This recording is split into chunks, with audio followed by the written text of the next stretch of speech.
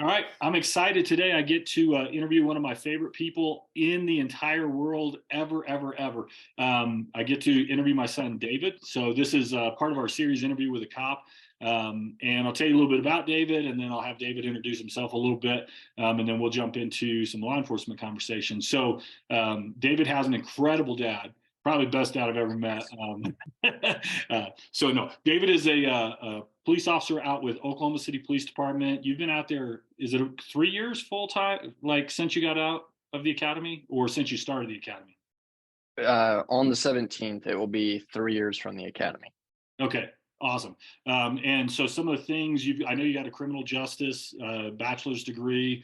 You're a drug recognition expert. You're a drug recognition expert instructor. Now you're a drone operator, and all that's in the context of being a patrol officer, which I know you love. You love even more than most people I know. I run all kinds of patrol officers, and you just eat up patrol. You think it's great. You drive like a banshee, but you're really good at it. So terrified, and yet you're good at it. Great cop living out in Oklahoma City. I know you and Titus, your younger brother, have been living together, but Titus is going off to get married now. So, some of the cool things I know, right when you became a cop, you bought your own house, which I think was really cool that you were able to do that. I know you're a gun enthusiast. So tell us a little bit about yourself. Like, what are some of the things you love? Maybe some of the things about growing up, and then we'll jump into some law enforcement questions. Yeah. Yeah, no, I love work, like you said. So the patrol stuff it's some of the most fun you can have.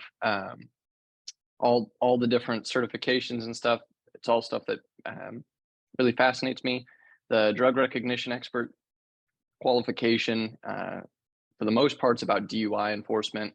We Okay. use it other ways, but we'll sit down with someone who might be impaired on a substance other than alcohol, and it's my job or the people I'm working with or instructing to go through our evaluation, which takes, I mean, anywhere 45 minutes up to in excess of an hour of sitting there talking with them, having them do tests, taking their vitals, all that. And then we should at the end be able to say, I think they're on these types of drugs. Uh, And so how do you do that? What are the things you're looking at when you do that? So that people, because people may go, okay, I got to walk in a line, so I balance. But what are the things you're actually? yeah, on the front end, so the first part of that evaluation ends up being what we call an alcohol rule out and a medical rule out. So I'm asking a whole bunch of questions, trying to figure out, is this like a diabetic episode? Is this, uh, if you've had your leg rebuilt, you're probably going to have struggle balancing or walking or severe head trauma. Like I had a guy at an eval on, he'd been shot in the back of the head. That screws with your eyes. Your eyes don't work right after that. So it's really important to know that and go, okay, I'm probably not seeing what I think I'm seeing. So Um, you guys are actually looking for those at the very beginning of oh the yeah. Yeah. day. Like if, and I mean, a lot of times we know going in, we have we've talked with the officer and we're like, all right, what did you find in the car? What did you see? All that. But so we have some idea. I mean, this is at this point, this is probably not medical, but we'll rule it out. And yeah, and then if it's alcohol, they blow in the portable breath tester. If we're over an '08, like you're drunk for the Right. lung. Um, but then we move into we'll do evaluations on the eyes. Uh, Drugs affect your eyes different ways. They'll dilate or constrict your pupils. They'll make them jerk different ways. So we're looking at that. We're documenting all that. We'll do your normal field sobriety tests that have standardized clues. And I'm sitting there going, okay, he did this many times, Right. checking boxes. A couple more tests that that they've added in, dealing with your sense of time, your perception of like the space around you. Because again, if you're super high, like it's going to be difficult for you to do some of those things. And then we'll take your vitals because again, drugs affect your body and all the chemicals in there. So your pulse and blood pressure may be super high, they may be super low. Um, and then even more looking at the eyes. And then we're gonna do like a standard interview and interrogation. At that point, we should have a pretty good clue as to what's going on. But then we're gonna go back into the law and order. We've already Mirandized you, so we're gonna ask you questions and you Well, and know then you've also got to do some instructing in that space too, right? Where you're actually getting to teach other people kind of in the classroom, this is how to do it. And you guys do both dry and wet labs, is that right? Yeah, well, so in the classroom, just like a bunch of repetitions on dialing in um, real nuanced things, the timing of how fast you move your arm or your finger when you're demonstrating something, or the verbiage on, you're going to count in the following manner, and we say it the same way every time. So we'll sit there and nitpick all that dry for them. During a couple of the schools we've run, we'll do a wet lab with alcohol, and allow them to see, we dose volunteers to a certain level. That way they can see, this is what an O8 looks like. Right. This is what an O8 looks like in someone who never drinks, and someone who, drinks socially. Here's someone who drinks every night, what Right. you're looking for, what the difference is. Well, and what's interesting, And I know you and I were talking once. You said somebody can feel like they're not drunk, but the impairment's still impairment. Like oh there are yeah, certain things where it's like, hey, you may, because you've drunk so much or because you're so used to it, go, I'm fine. But really, some of those impairments at a motor level, whether you notice them or not individually, right? Like internally, you may go, yeah. I'm good So to drive, but you're like, no, you're still impaired. we talk about the difference between like clinical and psychomotor impairment, and um, the psychomotor stuff is the stuff that I mean everyone can see. Like you're stumbling down the road, slurring your Right. words, like, or if it's meth, you're sitting there twitching and picking at your face, and it's something that pretty much everyone can look at and be like, that's not normal. Um, but with some people, when you're on the borderline, or when you have a real tolerant user, it's the clinical stuff that ends up being what we see and can still be impairing. If your eyes, um, if they don't track normally, when you're driving, it becomes dangerous when you're trying to look, okay, is that a stop sign? Is that vehicle stopping ahead of me? And so, you drink pretty regularly, you've got a good tolerance of it. You can probably do some of my psychomotor tests pretty well and demonstrate, yeah, I can walk in a line, or I can stand on one foot. But when it comes to how your body is, processing information, it's still altered. It's still, so Yeah. yeah, that So stuff ends up being real interesting to me. So you've done that. Talk to me a little bit about drone operator, because that's something that's relatively new for you, right? FAA license, Yeah. all that good stuff. Yeah. So our program's still kind of, I think we're just starting to get our feet underneath us. We have something like 16 or 18 unmanned drone kind of deals that we'll keep in the cars, and for the most part, I think patrol's the one using most of them. So uh, we had a burglary the other night. There's a car lot, like a scrapyard or something, and owners calling in saying that three people supposedly cut the gate and are inside. Two of my partners get there, they find two suspects, bring them out. There's supposed to be a third, so we put that drone up. We're able to use thermal, um, kind of get a bird's eye view without getting the helicopter up, and I'm able to walk my guys into it. So it's a really cool tool. It's a fun toy. Right. Well, it's pretty cool for officer safety as well, right? Because you're Oh able to oh yeah, see before your officer is there, or in some cases, if he's standing on top of the suspect and doesn't yeah. know. I mean, that's the on that deal. A guy is hiding underneath a truck, and so I'm able to point out to one of my partners, like, "Hey, you're looking at him right now. Like, he's right there." And Right.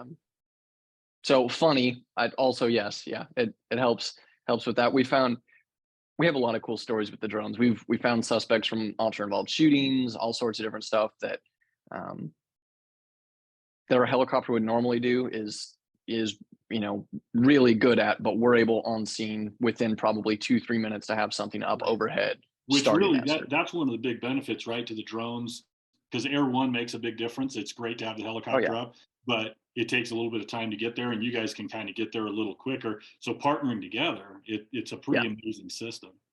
Oh yeah, it's and the discussions on where we're moving with it in the future are super exciting too. If we get what they're talking about, some of our technology out here is going to be pretty sweet. Awesome. Well, so tell me, I mean, tell me, like I know some of the stuff, but I'd still like to hear from you. Tell those that are listening, like law enforcement, always something you wanted to do, something that came later in life to you, No, like, to talk a no. little bit So about how you got where you're at.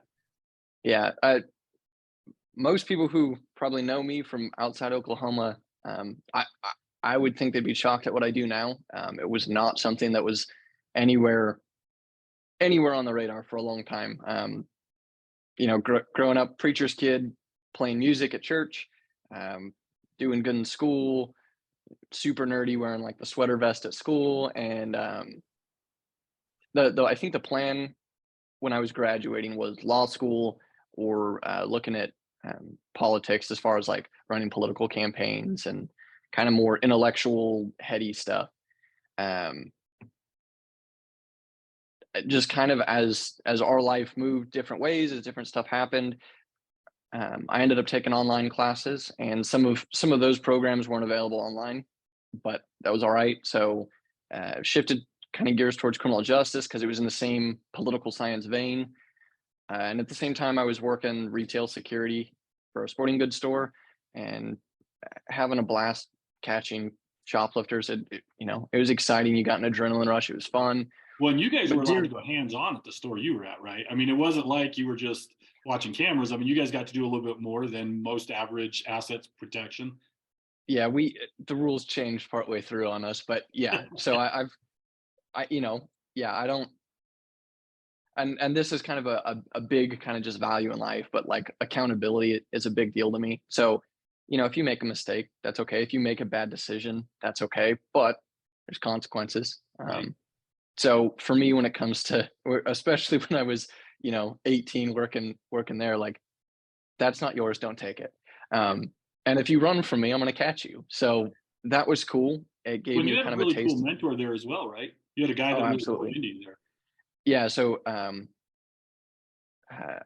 want to make sure I get it right, but I think he was former combat engineer. He went and got his Ranger tab.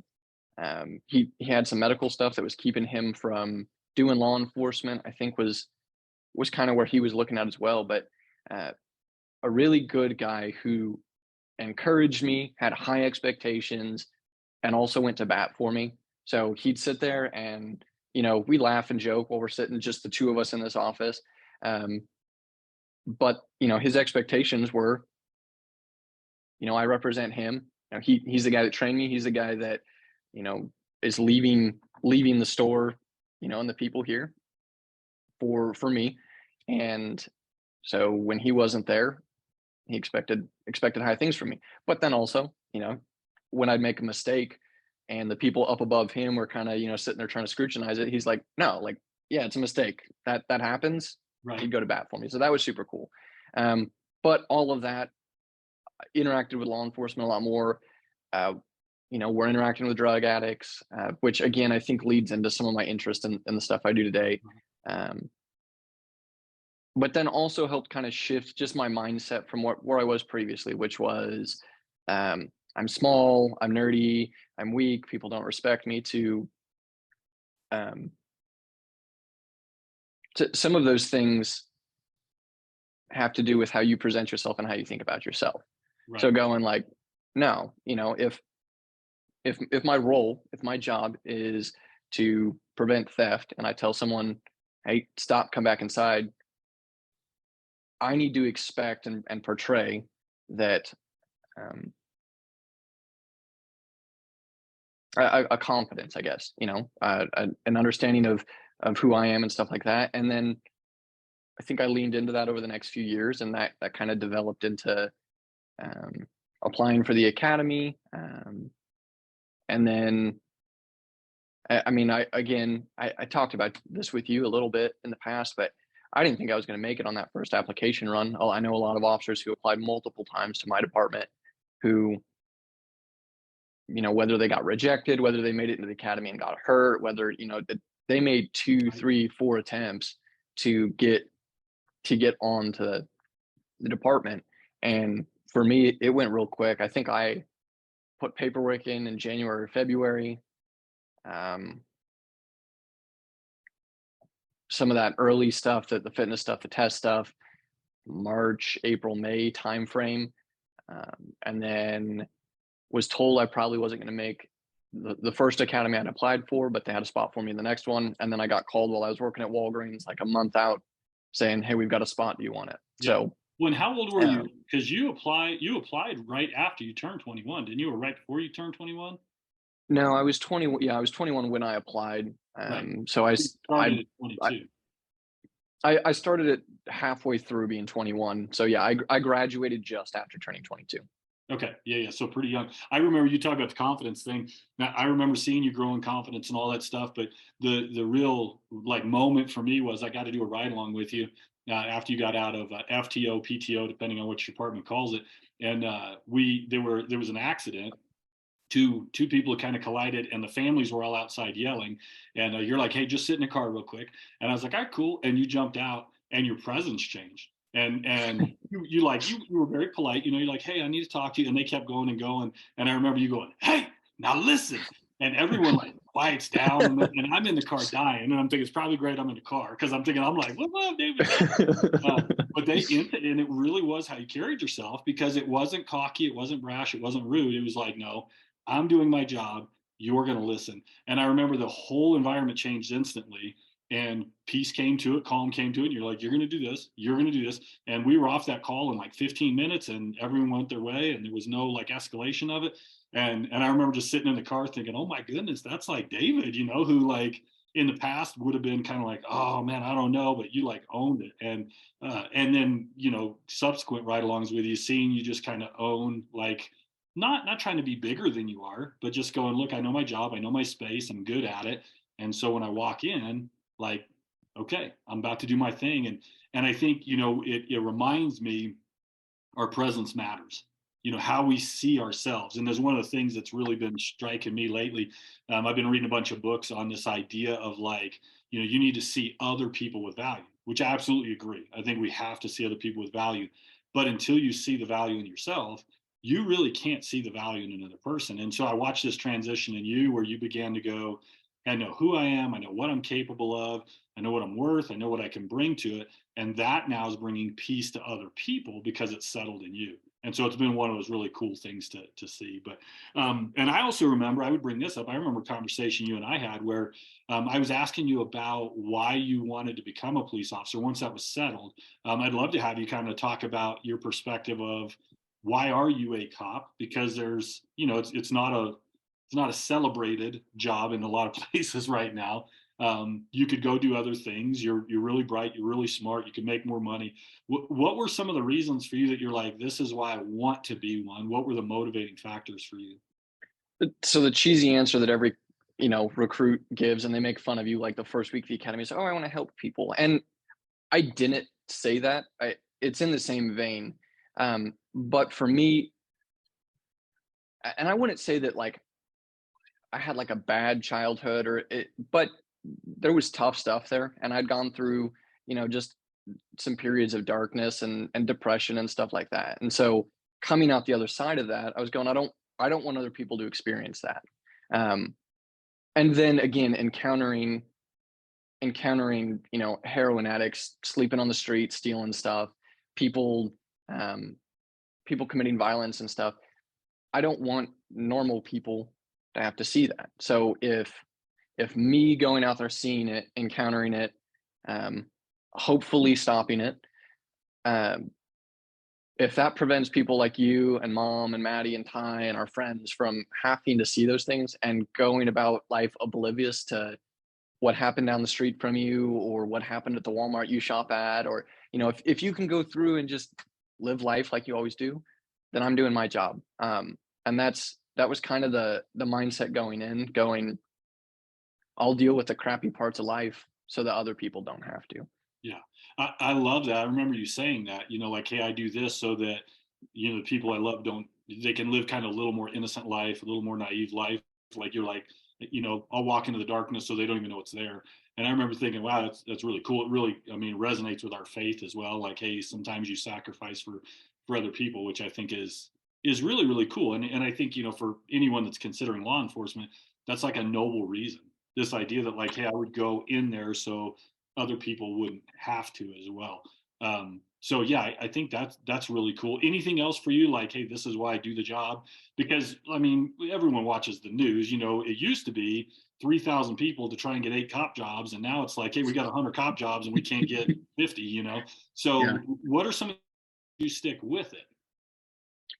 I mean, I'm an adrenaline junkie if I'm being honest. Like there's I want to say there's nothing like there's probably very few other fields in the world that get to do the kinds of things I do. So I might get a little slap on the wrist, you know, for it. We're working through that. But we had a pursuit, you know, a crazy lady took off from one of my partners the other night as I'm going back to the station, is driving towards Will Rogers Airport. Um, and I get to drive lights and sirens going very fast, three digits fast, you know, to get up there and help. And at the end, we're pulling guns out and we're yelling and hollering. I'm flying the drone like on someone's windshield. And at the end, we're using 40 millimeter grenade launchers to shoot OC. And like, that's just, that's movie stuff. And I get to live that um, all the time. And the cool thing, at least on my department, you get to do what you work for. So, Yeah. you know, there's not anyone breathing down our necks like you got to get this many tickets or this many arrests or you know. But I had really good stats last year, and it's because at the end of every night, I work 10 hours, so the city's going to get their money's worth. And if they have to pay me some overtime because I catch something late, all right. But I'm going to go find some fun. Um, so yeah, I mean, there's that part of it. It's, you know, you get the adrenaline, you get the fun. I get to chase bad guys. I get to, Right. you know, um, there's the whole like the thing we talk about, like kind of standing between normal people and the rest of the world. And then one of the other things that has continued, you know, and it's not necessarily like a fun or happy thing, but when you come across someone who's just a real legitimate victim, they're innocent, someone took something from them, hurt them, something like that. I get to be the one that loves on them, and I don't know, I want to be there. I really like taking care of those people, you know. So um, yeah, that's I a was little talking to a heavier. cop recently, and so I ride along all the time with cops as a chaplain, and we were talking about the idea of like ministry, because people see ministry as, you know, like you got to have a suit and a tie on and stand in a church and all that stuff, and I said, but man, I said I watch police officers, even hardened ones, some with faith, some without faith, walk into some of the worst possible situations and pastor people. I mean, really, honestly, shepherd people through their pain, through the darkest moments that they've been in, and as we were talking, I was like, man, you guys do a ton of ministry. You know, I was like, you really do. You go into people's worst day and you help them kind of, hey, how am I going to get through this moment? And I've watched really, really good cops take care of other people. And I think that gets missed a lot of times. You know, like we see like, did they shoot? Did they no shoot? You know, did they pull them over? Why did they pull them over? And we miss the human side of policing, which I see you guys do all the time, which is, yeah, hey, listen, when it's time to throw knuckles, you throw knuckles. But it's also, there's this time of like, hey, when it's time to get down on your knees in front of a child and try to bring calm to him or peace to him, you guys do that as well. But that doesn't, you know, that doesn't get reported as often. I think the human side of what you guys do is really incredible. Yeah, and what I'd say is, man, I don't think most of us do this for. We do this to help people. We don't do this for like the general public to give us applause, Right. right? So I don't want someone to, oh hey, you were really nice to that little girl. Like that's for me, you know, Right. Right. that's me and them. I want to make sure that their day is better. I don't really care if y'all see that. Um, What so talk to me about? So policing costs a lot personally. Police officers oftentimes don't talk about it because it's one of those things like, hey, it's my pain to carry. Probably to a pain point, you know, to an unhealthy point at times with cops, because like, no, it's mine to carry. What does it cost you? I mean, you're a young man, right? So young single guy. What's it cost you to be a cop? What are some of the things that you go, hey, this is the payment that I make, you know, and not as a whiny way, but I think, you know, you go in a coal mine, you go, hey, listen, I'm dealing with breathing in coal dust and the hard day. You're a teacher, you're like, hey, I'm dealing with lots of families and I don't have as much free time. And when you think about the cost to you personally, what are some of the things you go, hey, if I'm honest, these are things that I, you know, that come out of me because of policing.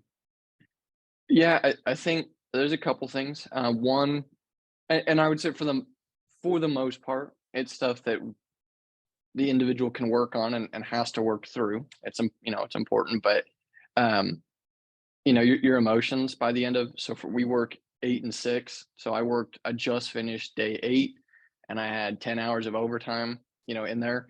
By the end of my week, I am fed up with immature people. And as far as emotionally, like it is real easy to flip from, professional to irritable or angry, and then you get home and you bring some of that home. And so whether it's the dog or your little brother, or, it's something that probably would have irritated you a little bit normally. It's real easy to, you just like you snap and yell or something like that. And I think most of us could probably recognize when we're going through that and work on that. But there's that emotional burden of just wearing you down. We're humans too. We don't like being disrespected. We don't like people, treating us poorly. Right. And after 8 days of encountering that at least once a day, probably, if not more, um, that can wear you down a little bit. Um, and then you do, there is a lot of discussion at this point, in the wellness community and stuff like that on how to just chemically affect your body. But Right. you live on that adrenaline high for 8 days, and you get home and you sleep and you go back and you're back at it again, and you're on high alert. You're making sure, you're paying attention to everything around you. Um, when you get time off, you crash hard. Right. And so dealing with mood swings, dealing with apathy and laziness and stuff like that. Um, Well, you sleep know, patterns. I know for yeah, you, because you're working that late shift, so then are your days off, reset and reset afterwards and get ready to go back on shift, and how much is really left to engage? yeah. So there's that. Some of the stuff I think we can't control, and uh, the things you see. s- I don't know. We weren't made to see some of the things we see. Right. Um, so you'll carry those with you probably forever. Um, and I think my department puts in a lot of effort into at least making resources accessible to get help when you need it. Um, but you're right. I mean, like, we can say it's not weakness all day long, but there's a reason that soldiers and first responders and stuff have issues with depression and suicide and stuff like that. And you see stuff that stays in your mind, and your partners do too. And Right. I don't really want to go tell a counselor, like, you Right. know, I'm angry, I want to hurt this person, or that shouldn't have happened. And we don't cry a lot. We don't. There's stuff like that. And if we get to that point where that's where we're at emotionally, it does feel like weakness, whether it is or not. Right. What Um, have you done that's worked for you? What are things that you're like, hey, these are the things that these are the protections I put into place to make sure, I don't fall into depression, I don't fall into alcoholism, I don't fall into isolationism. Because I know, I mean, like it's an active battle, right? Like I see you do really well, I see you struggling. But something that's really interesting is you're very aware, you're very attuned to it. So like what are the things that have helped you so far? I do think talking about it to a degree, talking about it, the hard scenes, or the thought processes on, like, is it okay to think this? Is it okay to feel this Yeah. way? Yeah. Talking through some of that with people you trust. So I haven't gone to see a counselor or anything like that. But I'll talk with you. Um, I'll talk with other officers, which can be dangerous. You don't want it to be an echo chamber. Right. But luckily, I've got people ahead of me who, some of them have gone to counseling, and they're like, look, these are the things you got to think about. These are the things you got to talk about. And they're actively working on, I'm 5 years in, and this is the third or fourth gunshot suicide I've seen in the last 3 4 months. Like, that'll mess you up, whoever you are. Yeah. And they're like, look, I'm going to see someone, I'm talking about it. And you're like, okay, I'll talk with that guy about, hey, this was hard for me. This was, Well, I love um, you said something earlier that I think is really important and people forget is you see things you were never intended to see. right? Like when I think of my worldview, your worldview that is similar, I think in this is that we were created on purpose, and we weren't created for that. And so sometimes people are like, well, how am I supposed to handle this? Well, you're to a certain degree not capable You're to, not. Yeah. because you're not supposed to have seen that. And Yeah. so there are things that are so broken in our world that they don't have a solution. And I think we forget that, right? And it's like, okay, well, we'll get you on the right meds, get you to the right counselor, get you. Some things just hurt, and you're like, hey, this is just a pain that, like, it's just there. I know something you've done that I think is really cool is you and some of your officer buddies have done a little bit of traveling and trips and stuff, so that you get to engage each other apart just from the work environment. And that seems like, I Yeah. remember coming back from one of those, you were just like, this is amazing. I love this. And that's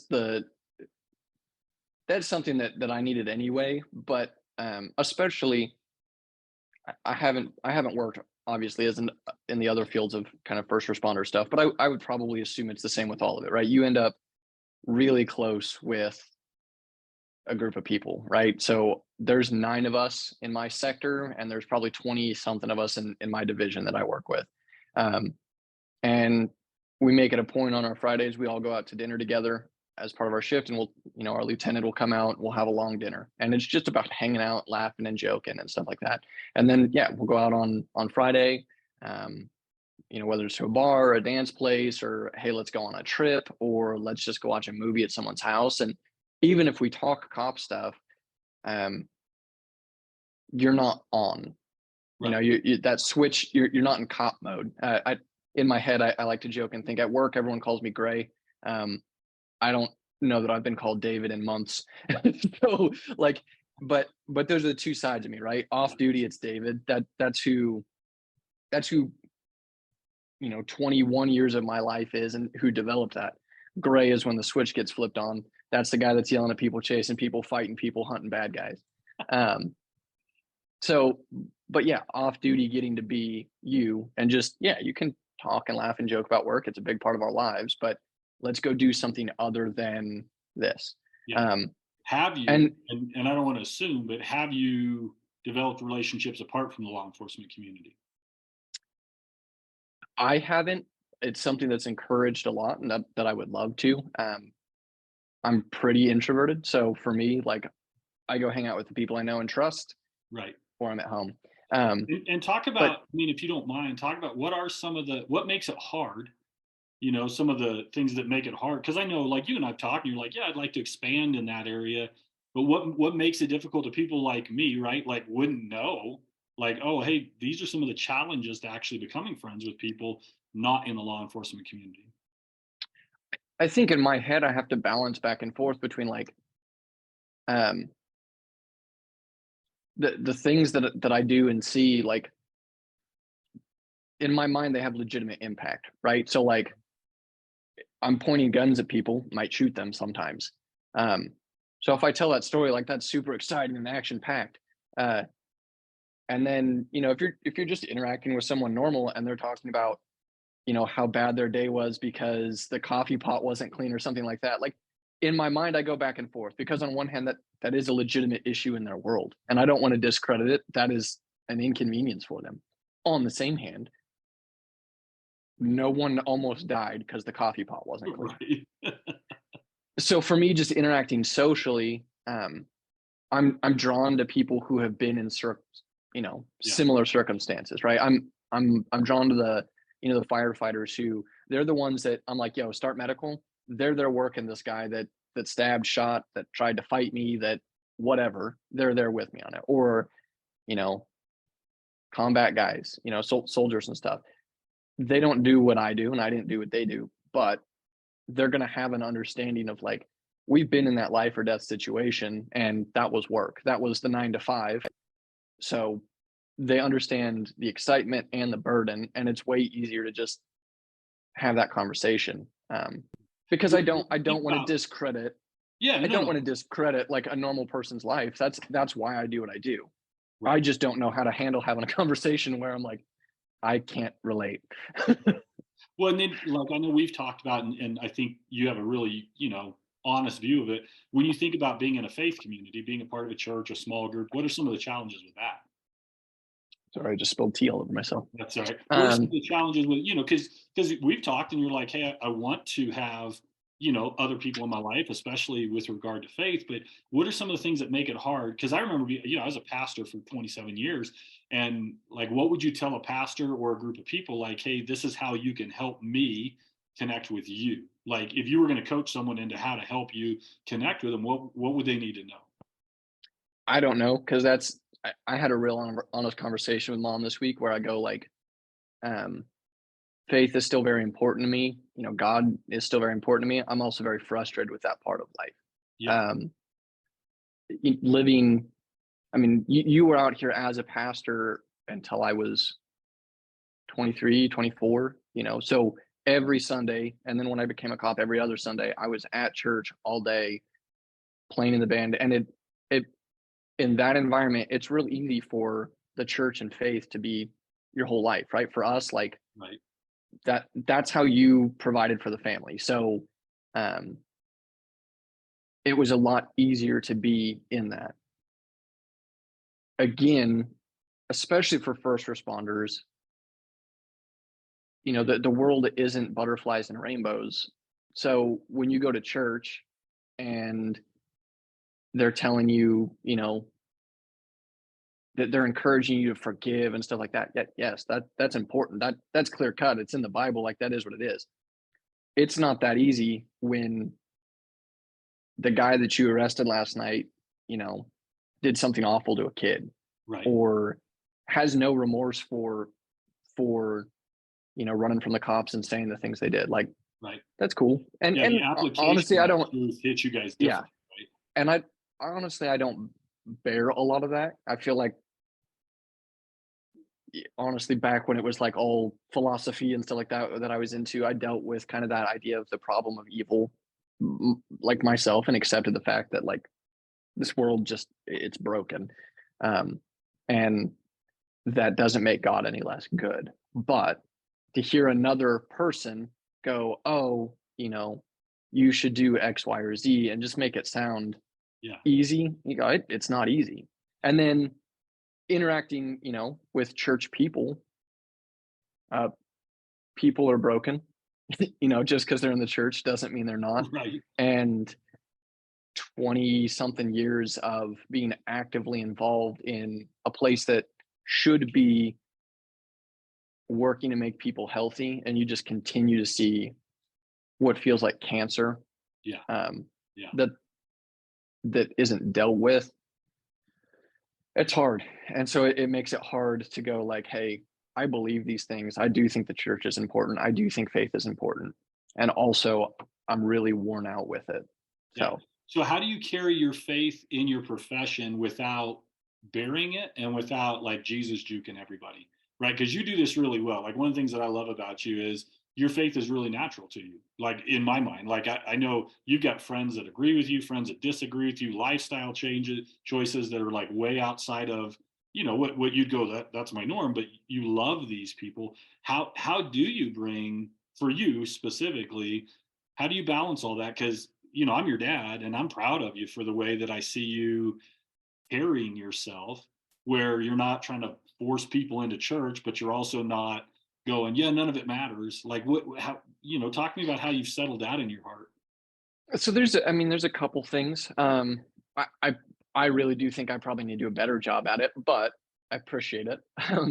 But uh, there was something recently where they're asking what my favorite Bible verse is, and I think it's First Peter 3:15, and it's um, always be prepared to give an answer for the hope that you have, but do this with gentleness and respect. And it goes on into some more stuff that I also like.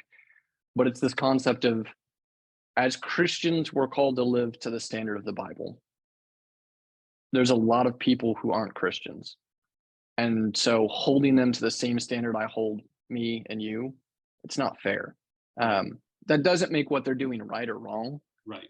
but a non-Christian living with their girlfriend, like they're not the way they view the world like that. There's nothing wrong with that. And so for us to sit there and condemn them and say that's sinful, you're going to hell for that, you're just going to push that person away, Yeah. right? Now, I'm not saying you, yay, encourage, that, but you love the person and that they're an adult, they get to make their own decisions. Right. Now, if they ask you, I'm always ready to be like, well, I mean, here's what I think about it. Yeah. Here's what I think from the aspect of my faith. Um, Here's what I've seen in my life and what Well, and that's that's one of the done. things I love about you is the collection of friends that you have that know you genuinely love them does not look like, a bunch of good little Christian kids that go to church. And so I love that, in my mind, the proof of your maturity and your maturing in Christ is you have people around you that don't agree with you, don't look like you, whose lifestyle you'd be like, yeah, no, I don't approve of the lifestyle, but who love you and adore you, and you love them back. It is not like a pity thing. It's not like, oh, I'm superior in loving you. Like some of your friends, you genuinely, like if somebody lined you guys all up in a room, you'd be like, those two can never get along. Only your best of friends. And I love that because I see our society going, pick which side of the battle you're going to be on. And you and some of your friends are standing in the middle saying, screw both of those ideas. We're going to stand in the middle and take care of each other. And like, to me, that's the gospel, right? Like there's truth in it, but to stand together. And so that's what I'm complimenting you on, is going, hey, you do have people in your life that have very varied ideas who know you love them genuinely. That's amazing, right? Especially nowadays with all the craziness. So let's switch gears a little bit. So somebody's young and they're thinking about going into law enforcement, and you're going to give them the, hey, here's the great stuff and here's the stuff to honestly consider and weigh out beforehand, right? Because I know attrition rates are incredible right now. I mean, we have people that are going into law enforcement and 30-40% are attriting out before they're done with their field training, going, that's a lot, and that's a lot of time and investment. What are the things that you would say, hey, this is what I love about it, and the things you'd say, make sure you weigh these things out before considering it? Yeah, I mean, again, I'll talk up what I do. I love what I do. It's very exciting. It's very rewarding. So if you want to, I've got to be in those movie scenes, the car chases, the fights, and stuff. If you want to do that, cool. Like there is an opportunity for that. Recognize that is not every night. Yeah. Some nights, one of my partners took 7 reports the other night, just call after call. Like he's sitting there, and it's not little like, hey, I ran a shoplifter off. It's, hey, this house got broken into, or this car got stolen, and it's detailed out. Hey, here's who the suspect is, or we don't have that, or like it's a lot of paperwork. It's a lot of sitting and doing that. So be ready for that. And I think the biggest thing is just you're gonna have to get your mind right. You're gonna have to learn to deal with stress at a whole just different level. Yeah. Um, and then also specifically for law enforcement, and this is kind of the ugly part that not everyone wants to talk about, like outside of it, but you got to be ready for violence. One of the things you talked about as you kind of consider law enforcement in the future that I asked you is like, if you have to kill someone, are you ready to? Right. And if you hesitate on it, that's okay, but figure it out before you're on the street Well, next to press on that a little bit, right? Because I mean, you and I, we can talk about this maybe a little more openly than others. We're both followers of Christ. Some people go, how could a Christian be okay with violence? How have you, and you're smart philosophically, how have you dealt with that? Like what, I mean, talk to those people who go, oh my goodness, you can't be a Christian and a cop. Well, so I heard that there's a Hebrew guy the other day talking about translation on the Bible. This is kind of a deviation, but it'll get us back on track. And he talks about, when it's "thou shalt not kill," and he goes, "That's an improper translation." He goes, "In Hebrew, there's 2 words for that concept of one human taking another's life. One is murder, and so one is legal killing, one is illegal killing." And I think we can point to a number of areas in the Bible where that concept is acknowledged. We weren't created for death. We weren't created for killing. The fall of man meant that death entered the world. So at some point, that the just and right thing to do is to carry out violence. Now, the important part in my mind is that it's not necessarily emotional on the part carrying it out. So as a police officer, you're an agent of the state, right? Or the city or whatever. You're acting on behalf of society. and you're reacting to someone else's actions. I'm not going out there finding some guy and beating the crap out of him just for the fun of it. Right.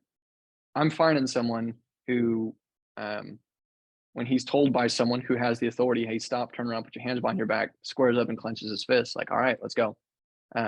Because if that person's willing to fight me and try and hurt me, they're going to do it to innocent people who Right. aren't capable of defending themselves. You know, and then pushing past even just that fighting and taking people into custody, that concept of taking someone else's life, you know, to protect, you know, we discussed and I can't remember what they call it, but essentially the chain of life preservation, and it's innocents, victims, your partners, you, suspects, and going, our jobs to protect innocent people who aren't involved in this. You know, it's to protect the victims who they're being targeted, your partners, the guys you work with every day. You know, me, I want to come home, I want to see y'all. And it's a job for me. It's not, it is my life, it is my lifestyle, but it's what pays the bills. It's not like it's yeah. And then after that, yeah, you know, we'll do what we can to prevent taking the suspect's life. But if at the end of the day you come out with a gun pointed at me, my partners, or someone else, in my mind, the right thing to do is to stop you. And if that means shooting you, okay.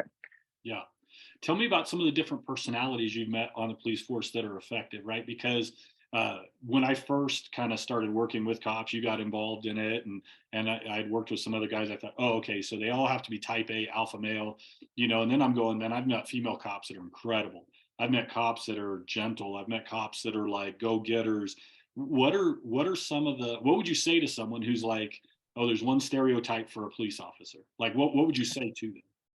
I mean, eventually we all end up having some similarities, right? You go through the academy, which is a personality breakdown rebuild kind of deal. But yes, I agree. I think there's so many facets of the job. Um, some of the things we're expected to do, I don't necessarily agree with, but I mean, right now we do everything from mental health intervention to um, neighbor disputes and civil issues to reporting to criminal interdiction. You know, so it's the whole swath. So yes, again, you've got to be, one of the things my lieutenant talks about is you have to be ready for violence, prepared for violence at any time. Cool. You don't got to be the rah rah macho, like, let's Right. go fight someone. That has to be in your mind. You got to be ready for it. Um, one of my, I work with 3 or 4 females on my shift right now, which is kind of a larger normal than most places have. And for the most part, most of them, they're ready for it in their mind. They're, you know, if we take off running, it's time to fight. They're right there with us. But they maintain some of that gentleness you expect from femininity, and they do a really good job. Like, you have domestic violence or rape victims or child victims, and they immediately switch back to, again, what society goes, hey, that's nurturing and what is generally associated with a female. You don't got to give that up to be a cop. Right. um, and they're really good at it, and a lot of times they're a lot better at than I am, you know. Yeah. uh, and then we've got goofy people who, man, they will talk to a crazy person for an hour and a half, and I like, that's not me. You know, if you're crazy, if I can take you for an evaluation, I will. If I can't, have a good day. Like that's where I'm at, right? But they'll sit there, and I think, you know, one, they get the chance to kind of pour into that person's life a little bit. Um, but sometimes that also prevents, you know, an escalation in violence. So you got a Yeah. crazy person walking around swinging a bat around, I'm probably pointing my taser at him, telling him drop it and ready for the, all right, moving and take him down.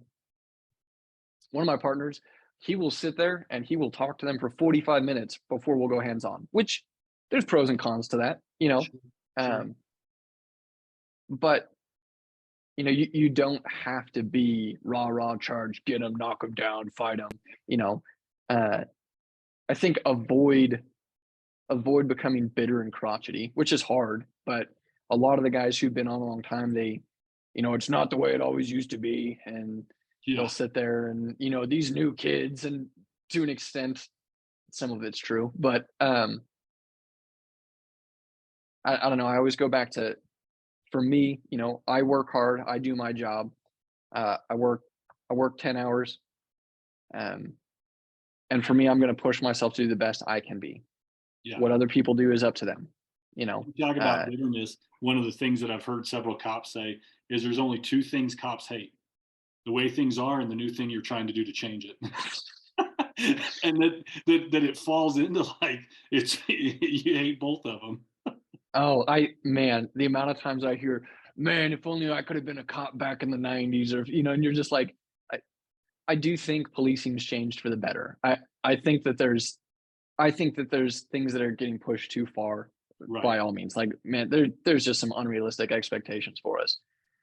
But man, you look back at the 70s and 80s, and I shake my head. Like, I can't believe that we got away with, you know, law enforcement got away with some of the things they did. Some of it's just like amusing, crazy, funny. Some of it's wrong, you I know. do love that one of the things you guys have carried over is though you still say police. So it's one of my favorite things that it was crazy. So like I tease you about that because like you're saying it's the police. Well, I'm out here riding with these guys in Colorado Springs, and Colorado is definitely not the South. It's the Mountain West, and it's the police out here until like adrenaline goes up.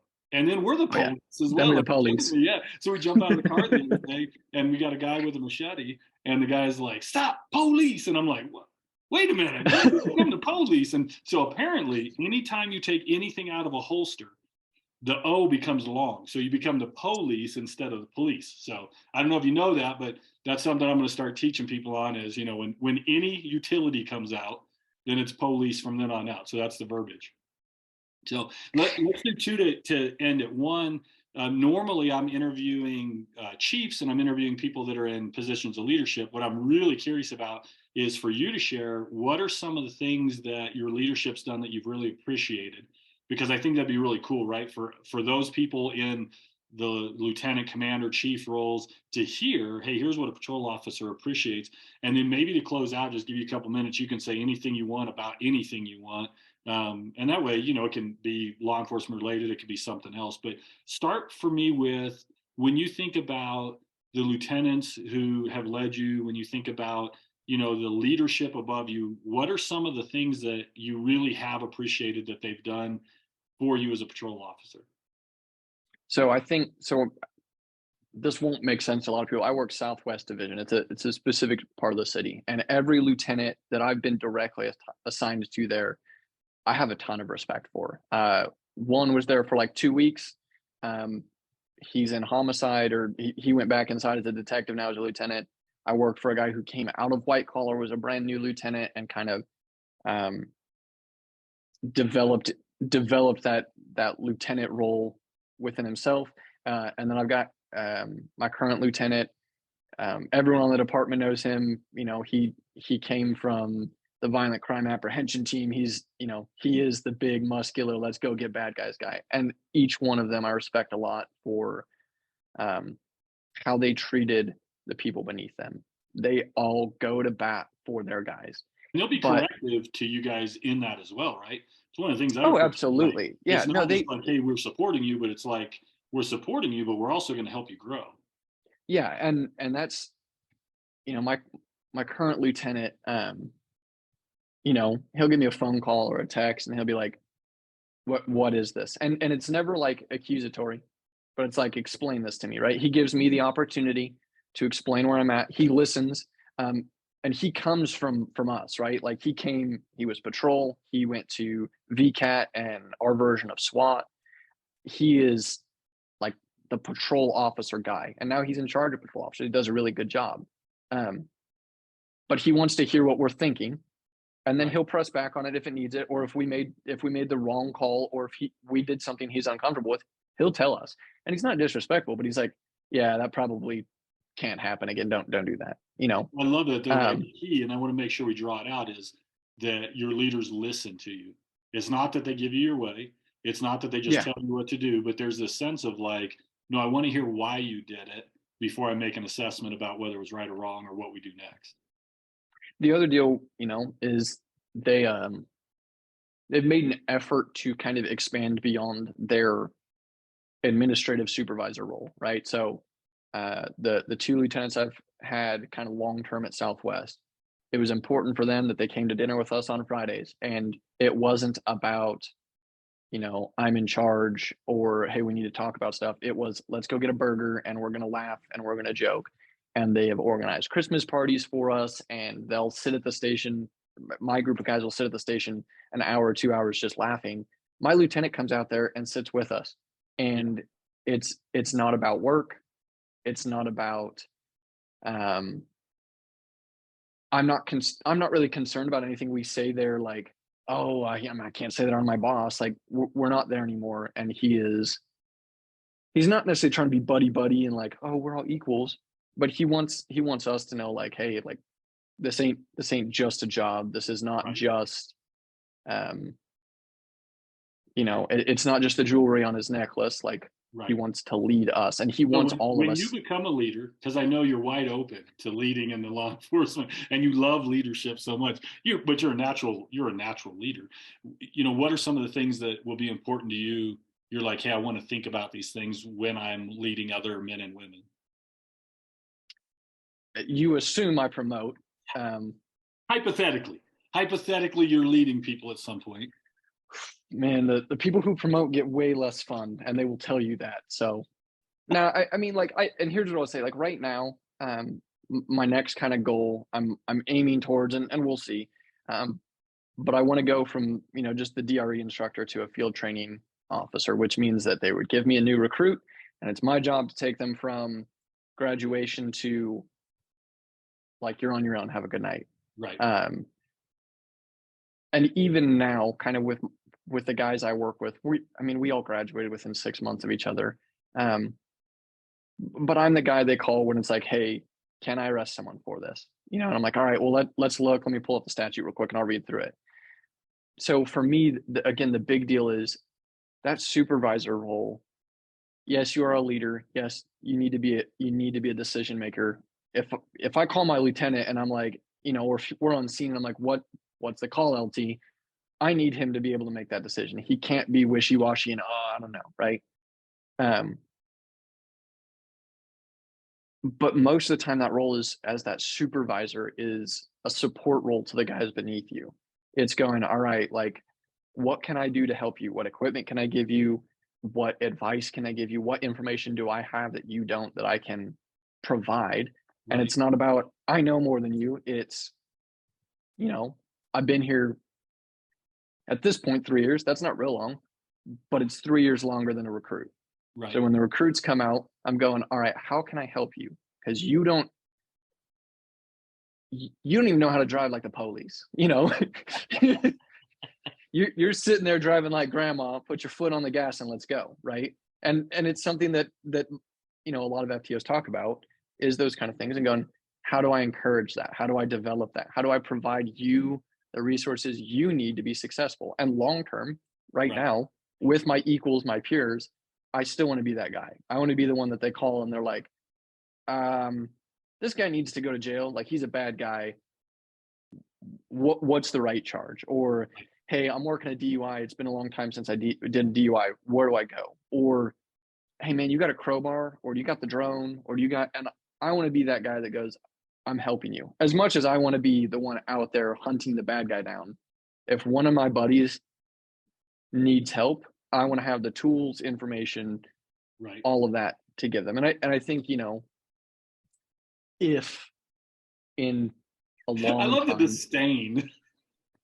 if in a long time I were to promote, I mean, that would be important to me. Going like, um, I would expect, I want my guys to be like my crew is right now. Like, we go, there's a handful of us that keep our lieutenants busy with paperwork.